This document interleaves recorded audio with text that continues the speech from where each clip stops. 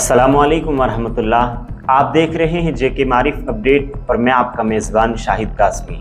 All India मजलिस इत्तेहादुल मुस्लिमीन के सदर असदुद्दीन ओवैसी ने पार्लियामेंट में बीजेपी हुकूमत को घेरे में लेते हुए कई सवालात खड़े किए हैं। चाहे वो पहलगाम में हमले की वारदात को अंजाम देने का मामला हो, जम्मू और कश्मीर से दफ़ा 370 ख़त्म करने की बात हो, या फिर पाकिस्तान पर सर्जिकल स्ट्राइक और बालाकोट एयर स्ट्राइक की बात हो। असदुद्दीन ओवैसी ने पूछा है, सवाल किया है कि हमने इन सब से हासिल क्या किया।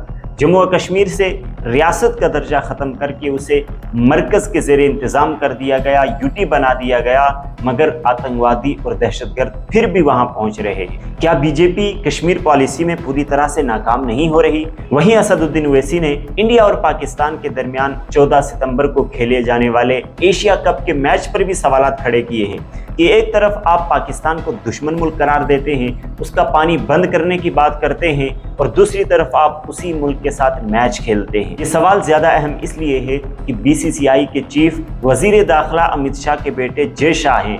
मैच अगर हो रहा है तो जाहिर है उनकी मर्जी से हो रहा है। सुनिए ओवैसी क्या कुछ कहते हैं। आपका ज़मीर जिंदा क्यों नहीं है?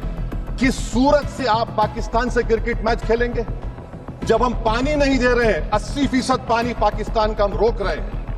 ये कहकर के पानी और खून नहीं बहेगा, आप क्रिकेट मैच खेलेंगे? मैडम, मेरा ज़मीर तो गवारा नहीं करता कि मैं उस मैच को देखूंगा।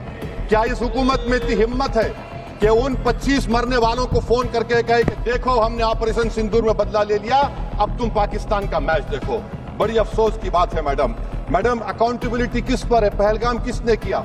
7.5 लाख हमारी फौज और सेंट्रल पैरामिलिट्री फोर्स है, ये कहां से 4 चूहे घुसकर हमारे भारत के नागरिक को मारे? अकाउंटेबिलिटी किस पर फिक्स होगी? एलजी पर फिक्स होगी तो एलजी को बरतरफ करिए, आईबी पर आती है तो एक्शन लीजिए, पुलिस पर आती है तो एक्शन लीजिए, मगर आप ये समझ रहे हैं कि ऑपरेशन कर दिया और हम खामोश लोग भूल जाएंगे। अकाउंटेबिलिटी फिक्स करना पड़ेगा। मैडम, डिटरेंस आपकी क्या है? आपने सर्जिकल स्ट्राइक किया, आपने बालाकोट किया, फिर ये पहलगाम हुआ, तो आपकी डिटरेंस की पॉलिसी नाकाम साबित हुई, कश्मीर की पॉलिसी नाकाम साबित हुई।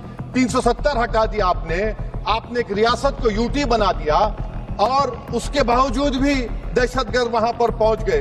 तो और अफसोस मुझे इस बात का होता है मैडम कि पाकिस्तान को हम जानते हैं, पाकिस्तान और इजराइल इस पूरी दुनिया में एक फेल्ड स्टेट है, और पाकिस्तान के आर्मी चीफ को, जिससे हमारे स्ट्रेटेजिक रिलेशनशिप, इसको अपना दोस्त कहते हैं, उस देश का प्रेसिडेंट उस शख्स को बुलाकर खाना खिलाता है अपने साथ, जिसके भाषण से हमारे लोग मारे गए थे। तो क्या आपकी खर्जा पॉलिसी कामयाब हुई? आप देख लीजिए। अच्छा, हमारे देश में एक ऐसी तंजीम है जिसका वजूद नफरत की बुनियाद पर और मजहबी अज़बियत को फैलाने के लिए बनाया गया। उनको तकलीफ है सेकुलरिज्म से, सोशलिज्म से, मगर हमारे संविधान के प्रियम्बल में लफ्ज सॉवरेन है। सॉवरेन का मतलब यह है कि हम खुद मुख्तार हैं, हम हाकिम आला हैं, हम अपने मुल्क के मुकद्दर का फैसला करेंगे।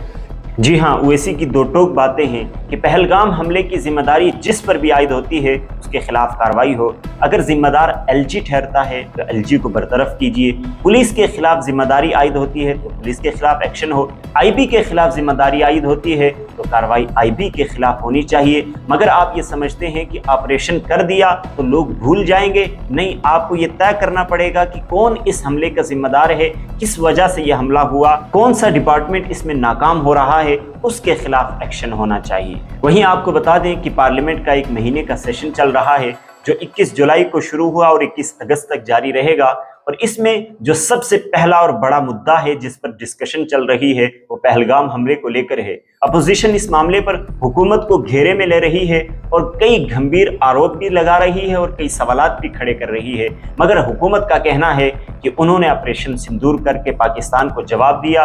ऑपरेशन सिंदूर के जरिए से कामयाबी का तमगा वो हासिल करने की कोशिश कर रही है। वहीं आज अमित शाह ने यह भी कहा है कि पहलगाम हमले के आतंकियों को भी हमने आज मार गिराया है।